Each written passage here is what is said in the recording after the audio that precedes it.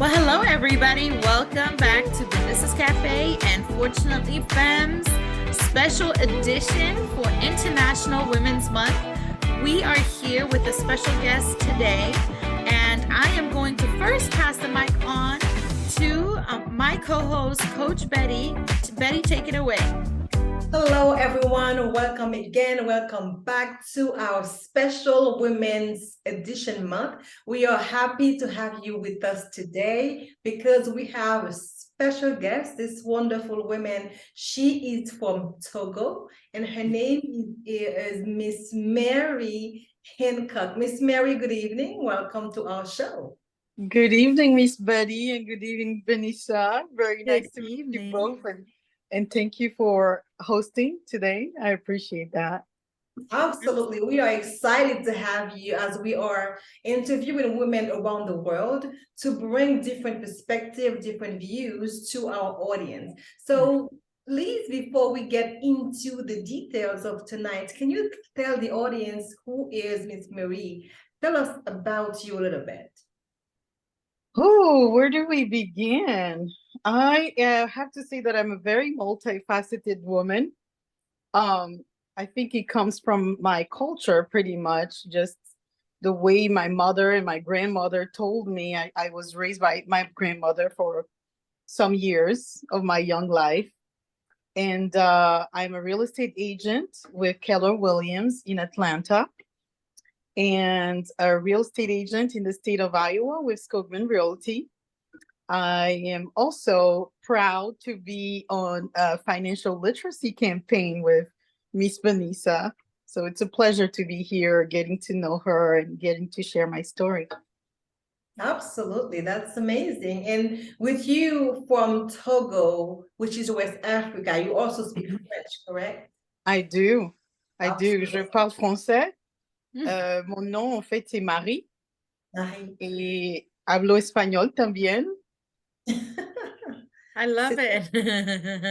Bien, vous êtes une polyglotte, vous parlez plusieurs langues, c'est très bien. Ah, Miss Betty, je ne savais pas que vous parliez français. Bien sûr, je viens d'Haïti, je parle Oh français. la la, Benisa, you hiding some things from me here. No, I really wasn't. It's always a joy and a pleasure to find out that somebody speaks your language. You know, I love speaking to all kind of people from all backgrounds. I didn't simply grow up in Togo, right?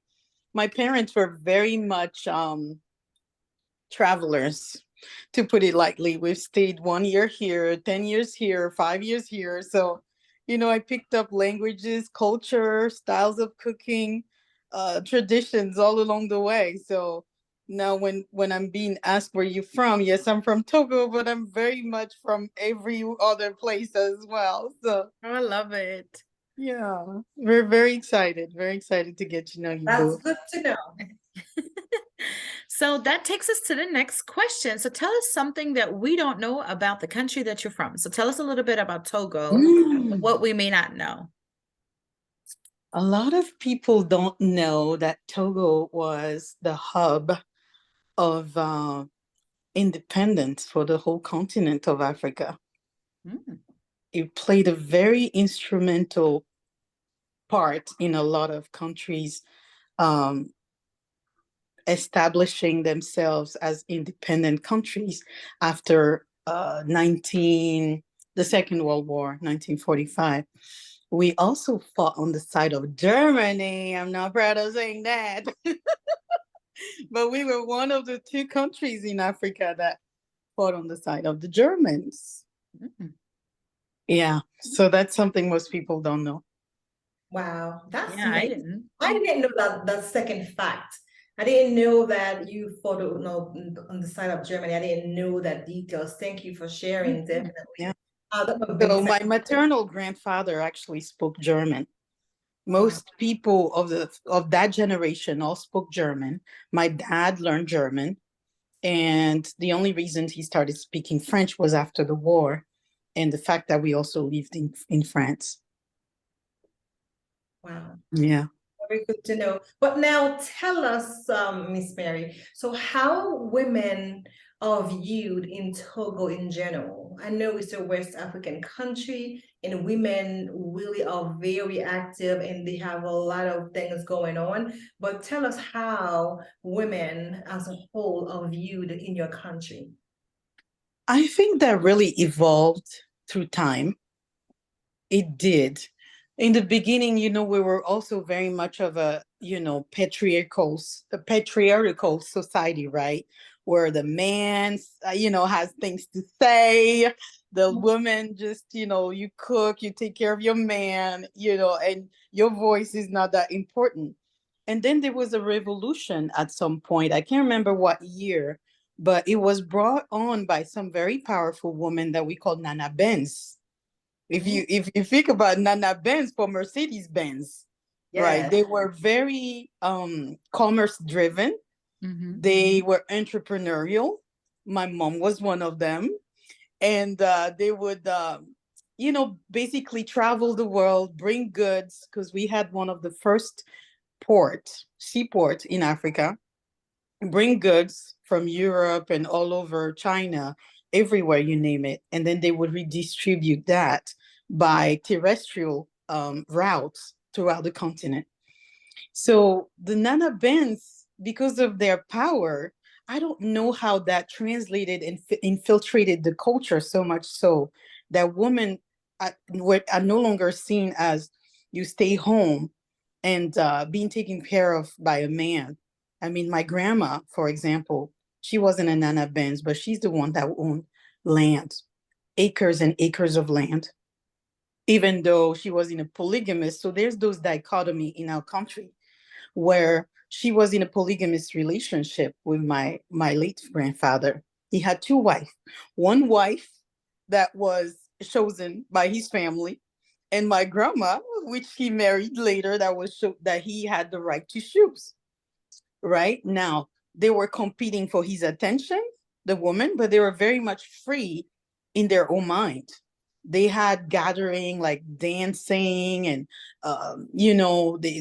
there's something we call susu, that's like they collect money from their whatever industrious activities they did, and they rotated around in order to launch the next enterprise or the next idea they had, because they understood that it was power in group. So that's a little bit of the dichotomy that we have in my country, where women, you still have abuse, you still have things like the man is beating his wife and they think it's normal because you have to submit to your husband. Yet at the same time, you have this very powerful woman controlling commerce and enterprise, and it's not seen as unique. It's pretty much commonplace. Yeah. Wow. Thank you so much for Very sharing that. interesting. Yeah. It's good to know. Yeah. I kind of lost track. I think I'm on. Okay. I think I got, I remember where I am. So tell me, how have things changed? I guess you touched on it a little bit since Nana Benz. But how have things changed in the last years? So like last 5-10 years, have things changed in Togo in comparison to Yeah. other countries, or? It is really hard for me to say because I've been in the country for so long. It's been 5 years since I visited back home. It's Oh. time. Probably next year I'll be going. My sister is there. She absolutely love it. Have things changed? She is very liberated, but I feel like maybe that has more to do with our blend and the fact that we were traveled than with what happened traditionally with families that were born and raised and have never left the country. Mhm. So it's really hard for me to say. I'm sorry. I wish I had a better answer for you. No, that's perfectly fine and understandable, Yeah, Yeah. yeah. So now let's talk about more about the opportunities that are out there in Togo for women. Let's dive into some of the financials, if there are any doors that may be open for women to earn, anything that they're living by having a job, and Mhm, also mhm. about their education. Is there any equality for women as far as financial and educational aspects of their lives? Educational aspect, there's definitely still inequalities. I mean, I still remember my mother telling me I couldn't go to school. I love school. I love knowledge, and I couldn't go to school because one, my parents had to prioritize the boys because they're supposed to be the one that would take care of the family. And there was limited resources. There were 9 children, 7 girls and 2 boys. And the boys got, the majority of the riches or the wealth, right? And they were the one that were sent to school. She wasn't sent to school. She had very limited formal education, but because of that, there are a lot of women that would launch into their own enterprises, whether they are selling like agricultural goods, or a lot of them like to have tailored clothing. My cousin, for example, that's what she does. Like, that's her passion. And she's built a very, very good living around tailoring, dressing women, going to events and all of that stuff. And that hasn't stopped her. My sister, because she has studied abroad, she is a quality analyst. But here are the challenges that she's facing as an educated woman and not working for herself, but working for somebody. It's always, oh, Elodie doesn't have time because she's a mother now. Oh, Elodie can't be promoted because she's a mother now. She can't, they expect you to be there every time. When the men are there, they expect you to go to the after parties or after work gathering. And that's where most of the promotion and the talks happen, pretty much like the United States, right? And Yeah, so yeah. then you now have to balance. Thank goodness that we do have, like maid and house help at pretty affordable prices. So if you're wealthy, you can afford to have somebody come in and help with your children while you dedicate your time like that to your work. But how many mothers want to do that and sacrifice time seeing their children grow? It's not really part of the culture. They want to be there at every step of the process until the children are grown. So Right. it's definitely a challenge. I hear her complain about it all the time. Like, why don't you come here? Oh, well, so it's a double-edged sword. She likes the slow pace of life. She likes the 35-hour work week, but she would definitely struggle with the fact that she is working in an environment that's primarily dominated by men in an oil and quality analysis industry. And it's a challenge, but she's hanging in there. Wow. That's Well, really, I hope she doesn't mind you telling her story. This is I good don't think air. she minds. I don't think she minds. I'll be sending this video to her. Oh, good, good. Awesome, awesome. Well, that brings us to our next question. So for you, you said you haven't been home in 5 years. So how long have you been in the United States? Altogether, I've been here since December of 2005. Okay. So how have your expectation changed since moving here? Expectation as far as women rights is concerned. Yes. And I guess what women are able to accomplish here? Yeah, you know what? I've just never thought that anybody would be saying no to me. I have never thought about it. I was married before. I'm married again, to answer your question. And I think a point of contention being married with an African man was that, like, he wanted me to be, I was working 40 plus hours, 2 jobs to take care of the household, bringing the dough, bringing the money. And I was giving him his respect. I'm still the one cooking every meal, just like in this marriage. I make every single meal. I organize everything. I'm in charge of that. I'm in charge of the budget. I'm in charge of bringing it, you know? But at the same time, it's like he still wanted the extra stuff. Like, you need to be home when I'm home. Okay, how am I supposed to make that happen? You need to put food on the table for me. Even though it's cooked, you need to serve me. Dude, like, okay, you can serve yourself. The food is ready, okay? But I've always been a stubborn head, so that did not go very well. that was a clash of cultures, even though we were both African. We were both from West Africa. So that was rough.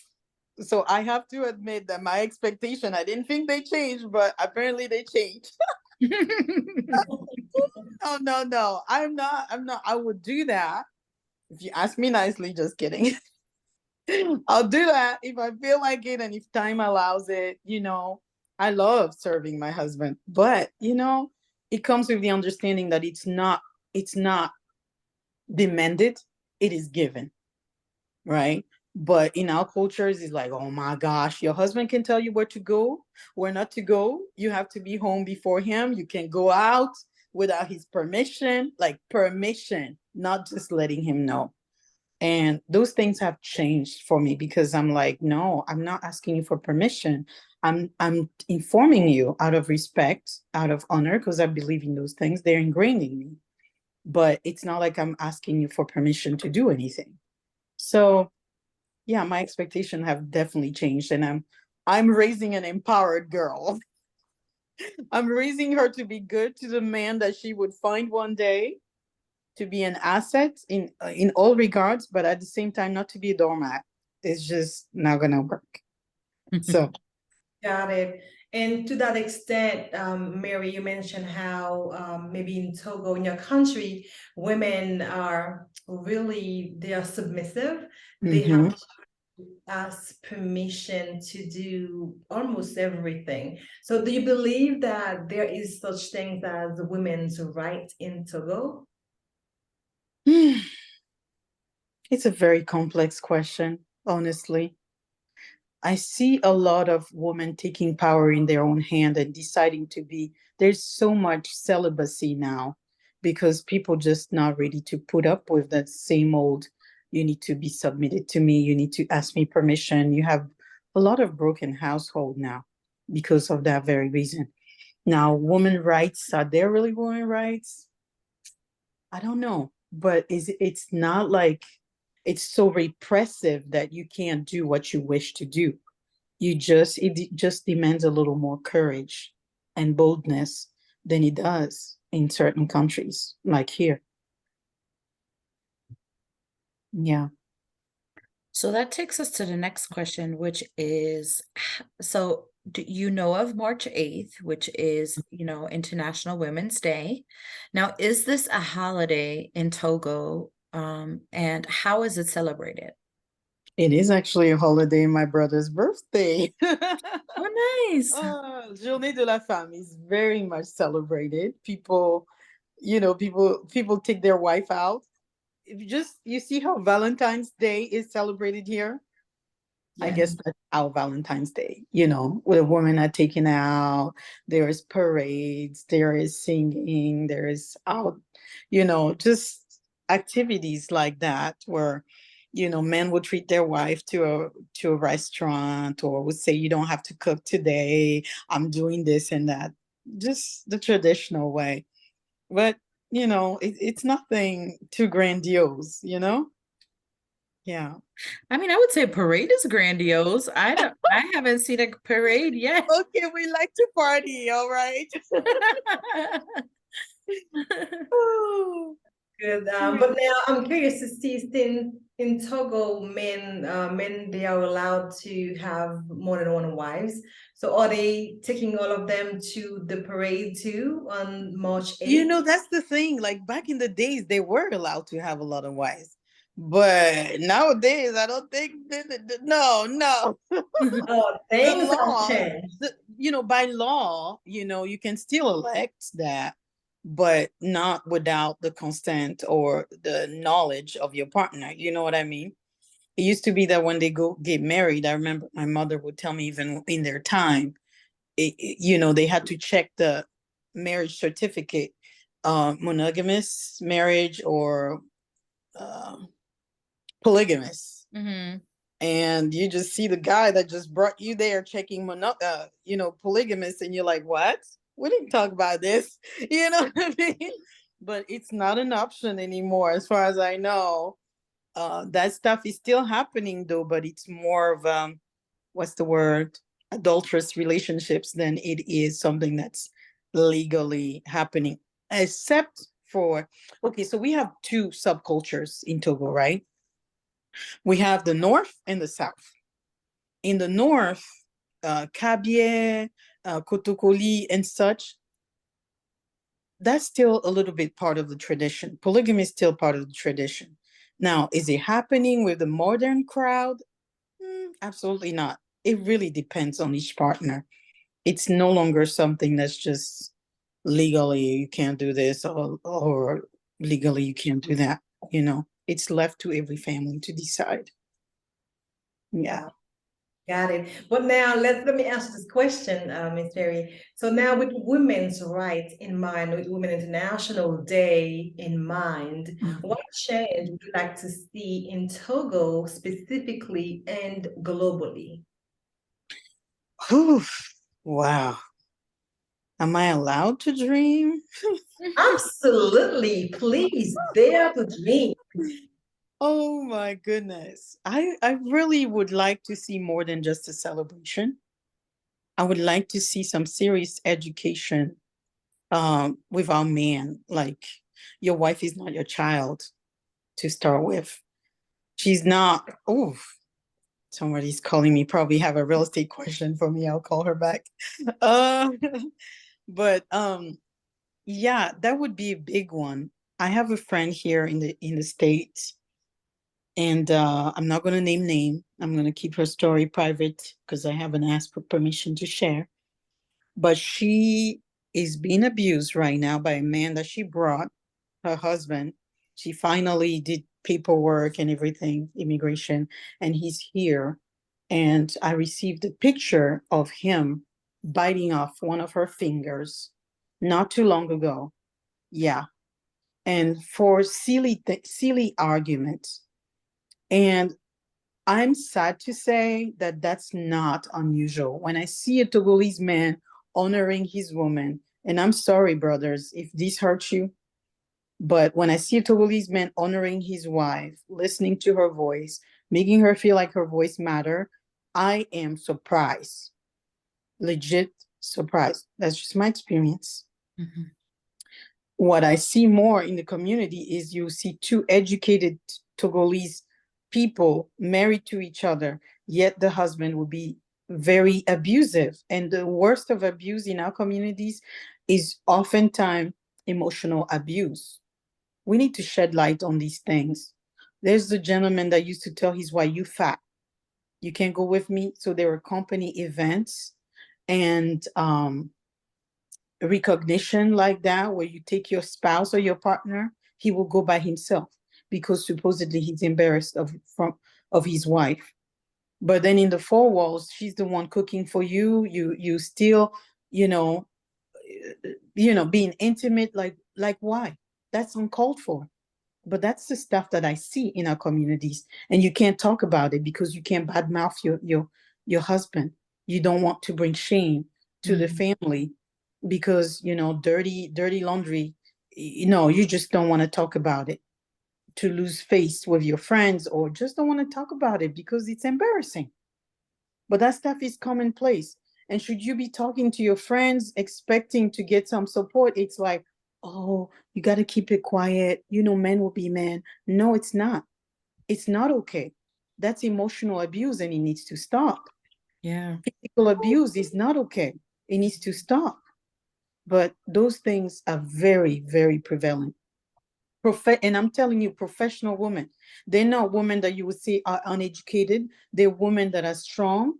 They're women that are CEOs. They are women that are COOs of company and going home to being battered either in words or physically by their husband.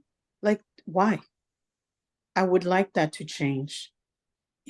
When they're talking about celebrating us as women, that changes on a global spectrum. Like, let's talk about the salary gap, the wage gap. Why? We produce just as much, if not even more. Most of us joke about multitasking. That is so innate in us. We do it. Take care of the family, take care of the children, take care of the company. We do it all. So why is there a wage gap? The FMLA, that we get nowadays, or the leave because you have a baby. That, why is there 3 months, and why is there an option for certain organization not to pay you while you're out? How do you support your family? How do you have financial independence when they do that? How are you not abused or losing stability in your family because you don't have any income to rely on to protect yourself? Mm-hmm. So anyway, I could go on, guys. This really gets me fired up.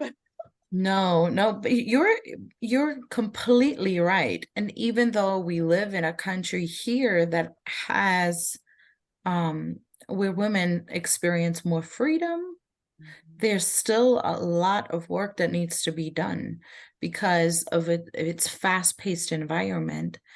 You know, women are not given the proper time to rest and heal from childbirth. You know, they are, you know, restricted, and in some ways, you know, it's almost frowned upon. What, you're taking your whole 12 weeks off? I You know, know. like yeah. I And was then celebrated when for you my look at that 2 weeks. baby, and that baby is only 3 months old, and it's still so tiny, and you have to leave it behind with a stranger or at a daycare facility, you know, babysitter, Right. whatever the case may be, that's not a good feeling as a mom, you know. So No. it's still I still think that, you know, separating the mother from the child so early on is a reason, I truly believe is a reason why there are such educational gaps, and, you know, the kids are not developing properly, and, you know, there may be behavioral issues too. I personally see the difference between me being at home with my 2-year-old, almost 2-year-old, versus my other 3 kids, and how much healthier he is, and how more advanced he is, and just his personality, everything he's Right. so different from my other kids. Right. Mm-hmm. I Yeah. believe it. I believe it. So And you know, that's the stability of a society as well. It's not just limited to making us feel good, or giving us more right as women. It really is the stability of our societies. You yeah, know, the next generation, the children. But if we don't have that time to care for them, to prepare them, to equip them. Yeah. yeah. What do we have then at that point? So what And do is we that one day, even, is that like a slap in the face? I know, like, You what the know, heck is that? like one day of a parade, or you're gonna buy me flowers and take me to lunch or whatever, and then the next day you're gonna treat me like shit again. I mean, you know, and I'm not talking about men in general, I'm talking about society, you know. So that's where I'm like, I don't know. I love March 8th because that was a, you know, we didn't have Mother's Day or the Valentine's Day or anything like that. We had only March 8th, and that was a big day for us where I come from. But Same. I feel like it Same. also has gotten commercialized too. You know, now that it's getting like awareness, because no one ever knew about March 8th when I first moved to the States. They weren't celebrating that. Right. So I guess it's good that it's getting awareness, but is it getting good attention, or you know, or bad? Yeah. Well, I don't know why I took over, but I just felt like I wanted to No, say I that. love it. I But the love it. very I last thing, love it. my This is very a last question, cafe, right? This is a cafe. exactly. We're just missing some coffee and drinks. Yes. Yeah. So one last question for you, Marie, for this evening before we wrap it up, and it is, what message would you like to give to other women? This is your floor. This is your stage. Take it away. Man, after all that,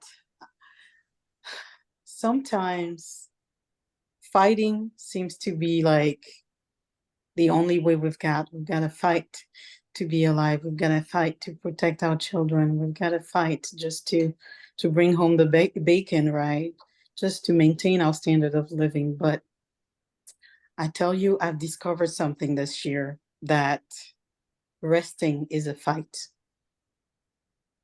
Resting, nurturing ourselves, reconnecting with our being, simply being, not doing is a fight, because it's only when we take care of ourselves that we can properly not only teach others how to treat us, but properly face the challenges that are still ahead of us.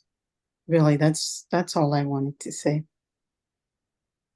Wow, that's powerful. Thank you so much for sharing. I think every woman out there who are watching, who are listening, either here in the US or outside of the US, all the Togolese listening, they got them. And this is why we create this platform to allow women like you to really voice their opinion and to share their perspective, their view on women in general, and see how we are treated differently in different corners of the world. Because sometimes we take, our rights or treatment for granted, thinking that is the same way across the board, but it's not. We've seen this by going through so many countries so far now. So we have this privilege to really experience by listening to you all talking about your own country, your own local, opinion. So thank you for being here. Thank you so much for sharing your experience. We are so thrilled to have you. We are delighted. Thank you again. And for those of you who are watching, please follow, like, and support BENISA'S CAFE and Unfortunately Femme. We will bring you some more countries. Stay tuned, Benisa. Take it away. Thank you so much. Thank you for watching. No, thank you for having me. Thank you so much for your time. And thank you for this platform.